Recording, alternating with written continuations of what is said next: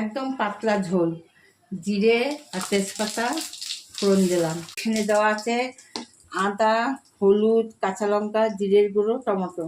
এই বলেছ আরে দিলাম। এর মধ্যে আদা, জিরে, লঙ্কা, কাঁচা লঙ্কা, টমেটো, হলুদ, নুন সব দেওয়া আছে। এটাকে ভালো করে গ্রেভিটাকে ভাজতে হবে। গ্রেভিটাকে ভালো করে ভেজে তারপরে জল দেবো বেশি করে। এটা পাতলা ঝোল হবে। একটু ধনেপাতা থাকলে ভালো হতো, ধনেপাতা নিই, ধনেপাতা ছাড়াই করবো। একদম হালকা ঝোল হবে, পাতলা ঝোল। এরকম মশলাটা ভালো করে ভেজে নিয়েছি, তেল বেরিয়ে গেছে। এখন জল দিয়ে দিলাম, দিয়ে দিচ্ছি। এবার এই মাছগুলো একটু কড়া ভাজা হয়ে গেছে।